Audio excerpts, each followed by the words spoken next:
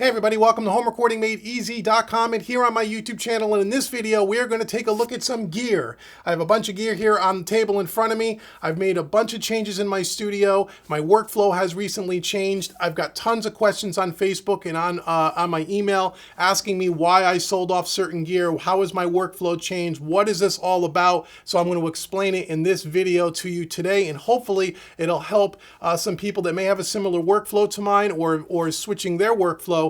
You may get some information here that might be beneficial to you. So that is coming right up.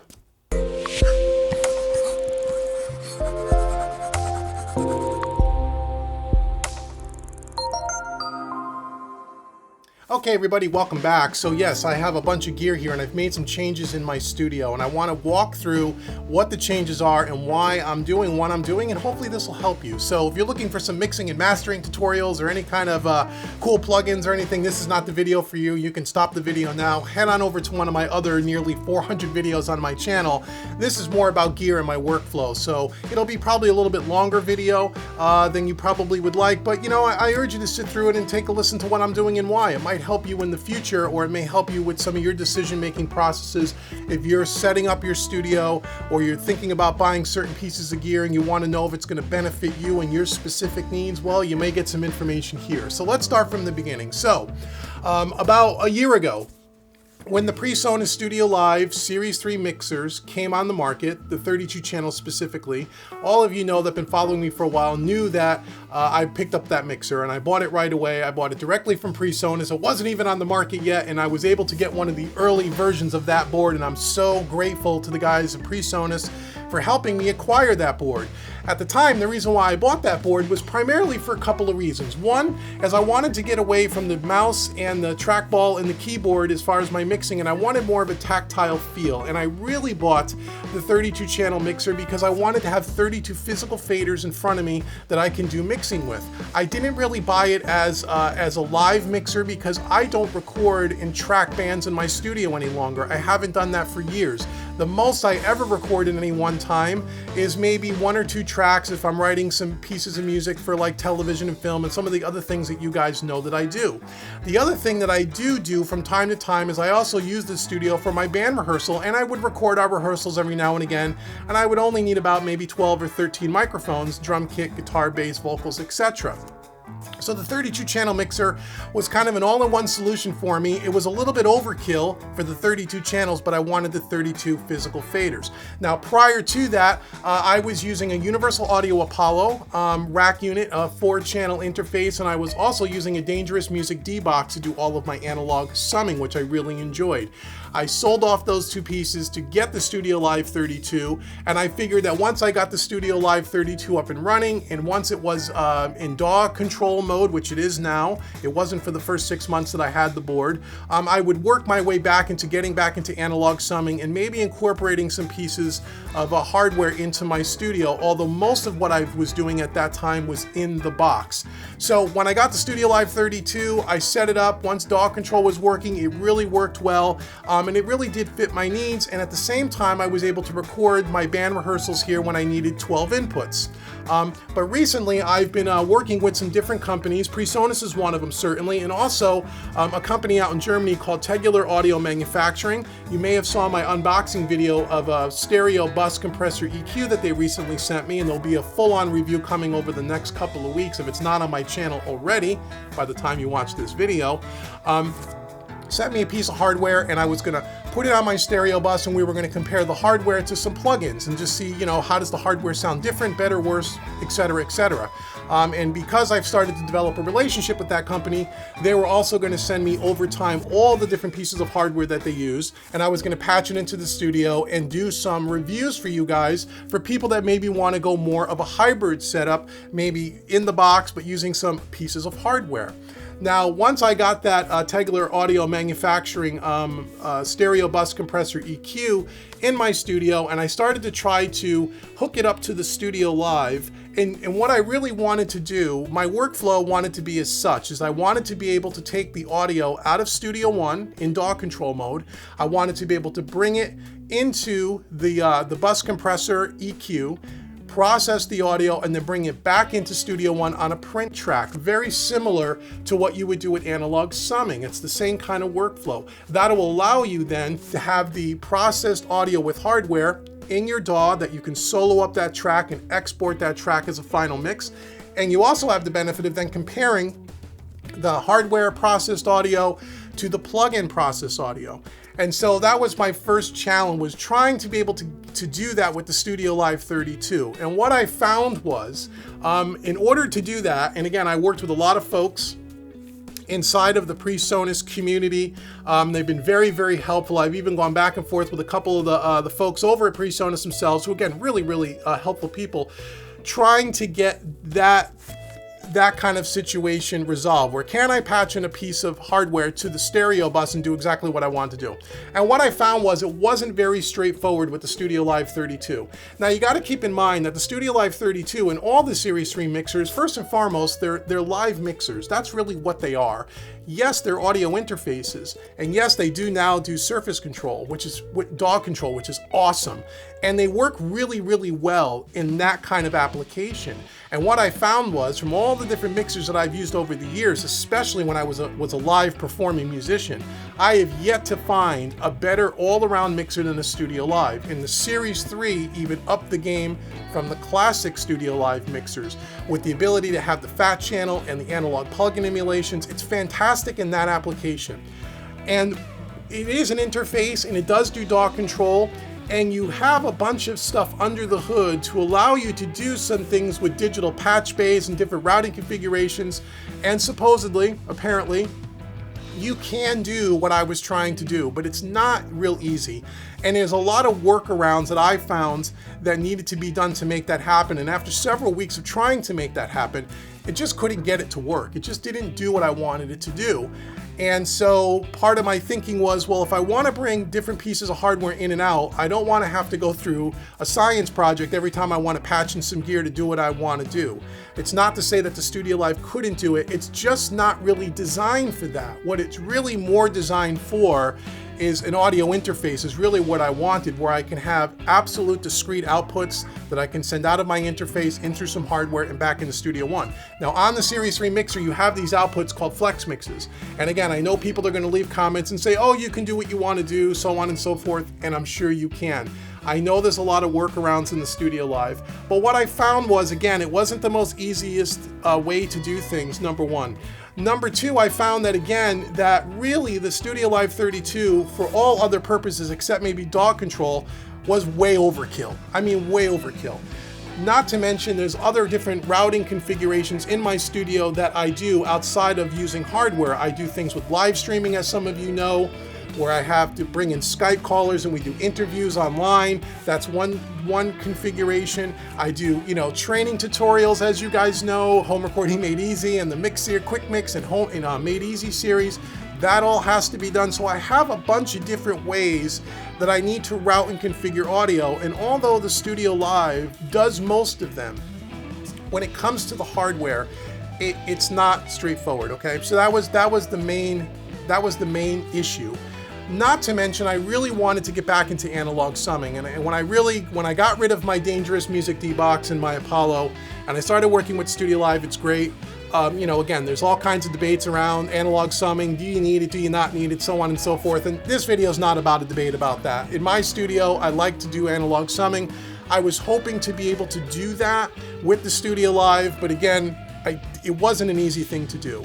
And I'm going to be reviewing a 32 channel summing mixer from Tegular Audio Manufacturing in the upcoming months, and hopefully going to put that in my studio as a permanent fixture.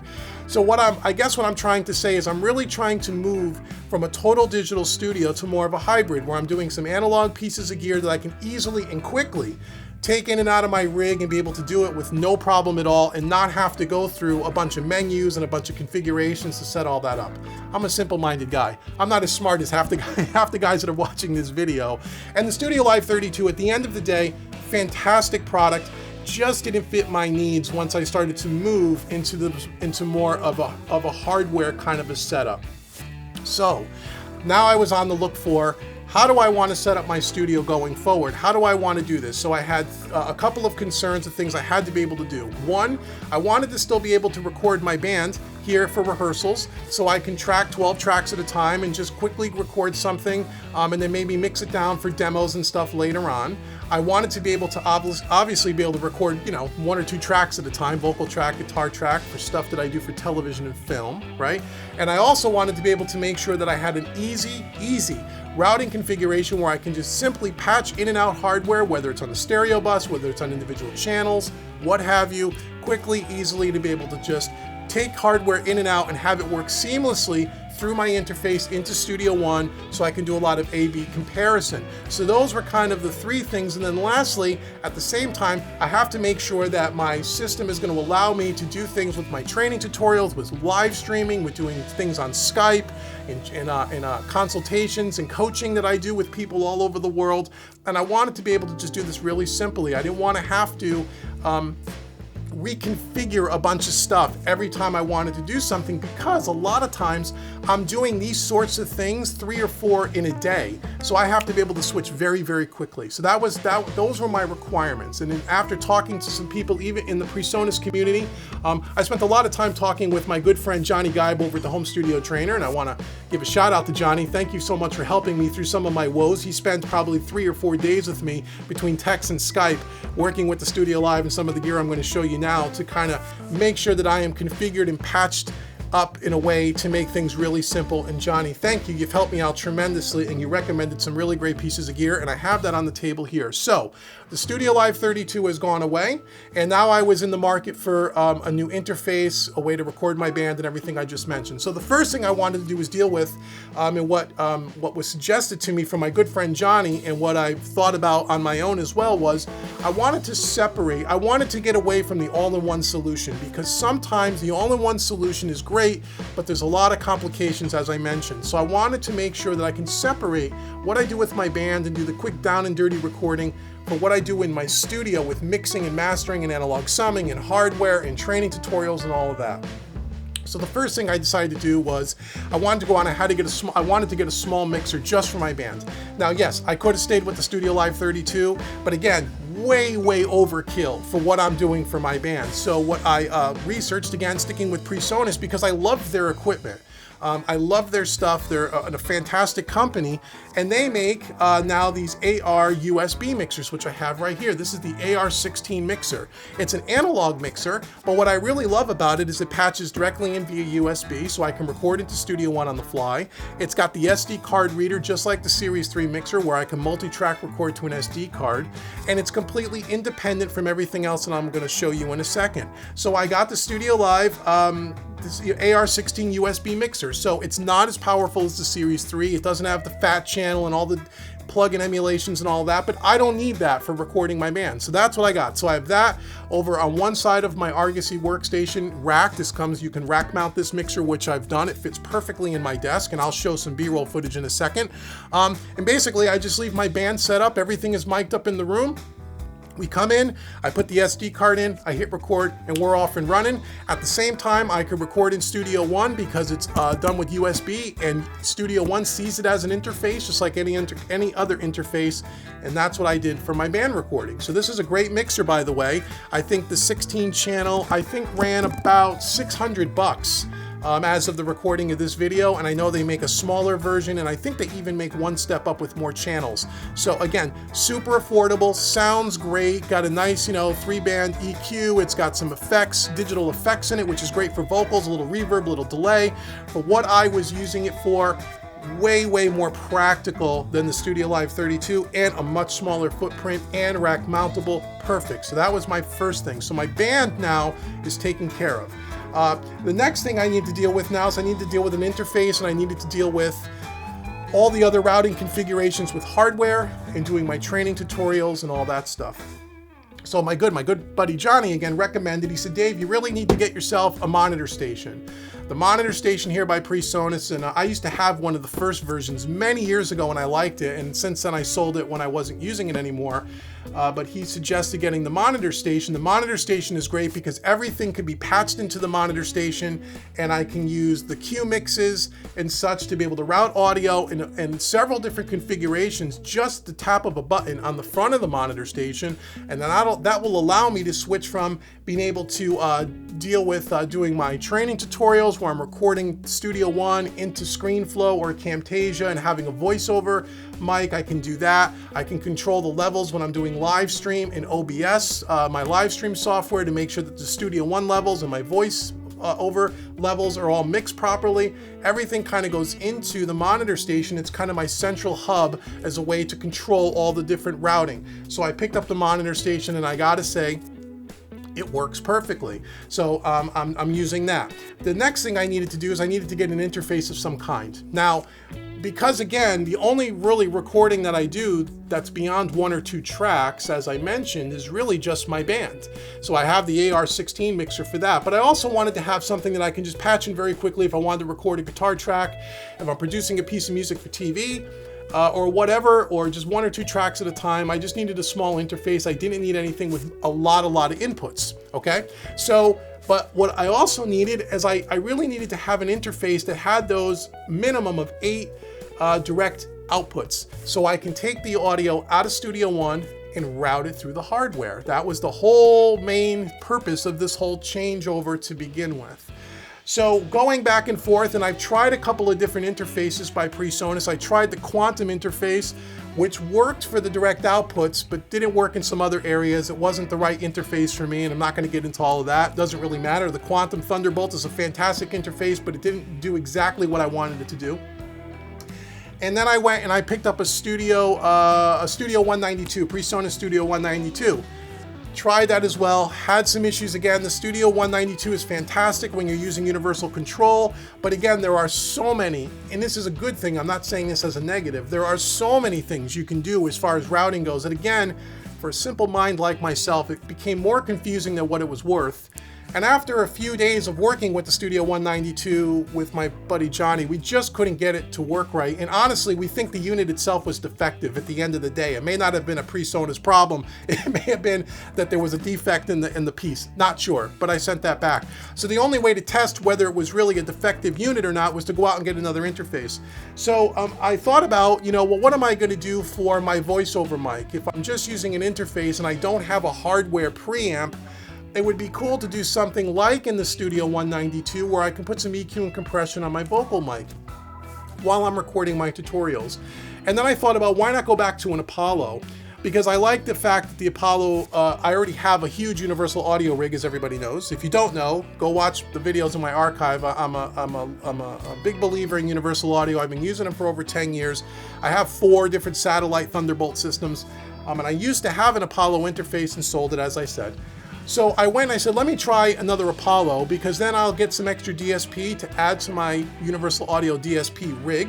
Not to mention, I used to use an older version of the Apollo when I was doing analog summing, and I know that it works, the configuration works perfectly. And so I went out and I bought an Apollo. I got a really good deal on one, a little bit more money, well, quite a bit more money, honestly, than the Studio 192, but now I get to use the Unison technology with Universal Audio, where I can put a Neve 1073 preamp on my vocal mic through a channel strip or through an LA2A or a Pultec EQ, because I already have all those plugins. And when I want to record for guitar work and stuff for my television and film, I own all of the Friedmans and Marshalls and Fender Universal Audio amp sims, which to me are the best amp sims on the planet. I've said that in other YouTube videos. So this will give me the ability to not have to mic up an amp necessarily. I could just record through a Friedman and through a Marshall Plexi through the Unison technology and can get that really good guitar tone that I want. So it kind of served a dual purpose, where the Studio 192 didn't quite do that. It does it with their stock plugins, but not with third-party plugins. But again, the Studio 192 is a fantastic unit. It just didn't work. We had some problems with it. And the more I thought about it, the more I thought, if this is going to be a longer term solution, let's go back to an Apollo. So you can see that here. I went ahead and I picked up the Apollo. I just picked up a Duo because I already have a huge system. I didn't need a ton of DSP in this particular unit. This has 4 mic pre's, and it also has 4 direct line inserts, and then it has the 8 direct outputs that I can take out of Studio One into my bus compressor, which is right here, the Tegeler Audio Manufacturing, the Creme, and then bring it back into Studio One and print it. As soon as I hooked up this Apollo, within 10 minutes, everything was working exactly the way I remember it working in the past, and it worked beautifully. It sounded great, and I said I'm going to stick with the Apollo. So that was the interface I have in Apollo. But again, not to say anything negative about the other 2 units, they just didn't work for what I needed. So now I have 8 direct outputs. Now when I get this Analog Summer in the next month or so, I'm going to want 16 direct outputs, and that's when I'm going to add the PreSonus DP88, the Digimax, to the Apollo, which will give me an additional 8 direct outputs. It'll also give me an extra 8 inputs as well, which I really don't need. I need it more for the outputs. And then I'll be able to send 16 outs out of Studio One into my Analog Summer, out of my Analog Summer into my hardware, right? My EQ and compressor, or whatever other piece of gear I may want to bring in and out over time, and then print all that analog affected audio back into Studio One, where I can then, on a print track, send it out and have my final mix. And so that is really the whole kind of, kit and caboodle here. So I'm ditching the Studio Live 32. Again, fantastic mixer. But as my studio has changed and the different things that I needed to do has changed, as my, Home Recording Made Easy has grown, and as I'm working with different companies like Tegeler Audio, like PreSonus, and there's others and people that reach out to me all the time that want to send me gear, and I want to be able to bring that to you and show you that stuff. I need something that is really simple, really easy. Just plug and play, pull out a couple of cables, put in another couple of cables, or maybe a patch bay in my future as well.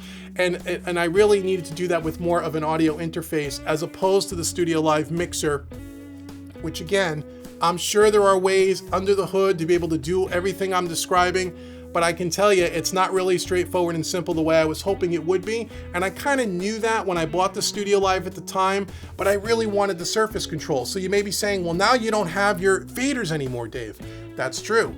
I may also pick up in my future, I don't have it here yet, is I'm going to get probably a couple of fader port 16s. At the time of when I bought the Studio Live, there was no fader port 16. The fader port 8 had just come out. But now with the fader port 16 by PreSonus, you can daisy chain those 2 together, and now I have my 32 faders back. And if you look at the cost of 2 fader port 16s, and let's say a Studio 192 or even a Quantum, cost-wise, you're a little bit cheaper or just right around the price of a Studio Live 32. With the Apollo, not so much, because the Apollo is quite a bit more expensive than the PreSonus units. But even so, I'm still pretty close in cost comparison, and I still then I have everything. I have my 32 faders. I have my direct outputs into analog hardware. I have my mixer for my band, which is completely separate, that I can record it to Studio One at any time. And I've really now covered all the bases of everything I need to do in my studio. And what's great about going the interface route, if I need more outputs or more inputs, I can daisy chain different DP88s with the Apollo. I can expand things. I can get a patch bay if I wanted to put extra hardware in and out and I just want to swap something out very quickly. So when I'm working with companies like Tegeler Audio and they want to send me 3 or 4 hardware units and they want to have me do videos and demo them, and I want to bring that stuff to you guys because I think their equipment sounds amazing. Wait until you see the video on the Creme that I have, the Stereo Bus EQ. I mean, what a beautiful piece of equipment. Really, really adds to the mix. I'm really enjoying the sound, and I'm real curious to test some of their other hardware, because if their other hardware is as good as their unit, the Creme here, I'm going to be really, really happy, and you guys are really going to dig it as well. And I'm also working with them to get special discounting. If any of my followers want to buy one of their pieces of gear, we're going to be able to get some amazing discounts for you guys as well. So stay tuned to that. So that is the long-winded answer of why I sold off some of the gear that I have, why I got rid of the Studio Live 32, why I've incorporated more pieces from PreSonus into my workflow, and that is kind of the whole thing. So if you have any questions about any of this stuff and you want me to answer them, just send me an email to info@homerecordingmadeeasy.com, and I'll try to help you out as much as I can. And if I get enough of the questions or enough comments below where you're asking questions, I'll probably dedicate a whole questions and coffee episode to that and try to answer all the questions that you have. So if you're in the market for a Studio Live mixer or you know, new interfaces or different workflows, and you're not sure what to purchase, well, maybe this video helped you out somewhat. And if not, and you have more questions, to send them in. So that is it for this video. Thank you so much for joining me and for listening to me ramble on for the last 20 minutes or so. Again, if you haven't done so already, hit that subscribe button below. It really helps me out tremendously, and make sure you hit the notification bell so you know when I post new content. Also, go out to Facebook.com and Twitter and follow me there, as well as Instagram. And also, if you have not done so, and if this is the first video of mine you're watching and you haven't been to HomeRecordingMadeEasy.com yet, go over there. I want to give you 5 free mixing training courses. Just sign up right on the homepage, big orange button. You can't miss it. Worth about $110 worth of training, absolutely free to you. Just with my way to say thanks to you for visiting HomeRecordingMadeEasy.com and for all your support. And I will see you guys in the next video. Take care.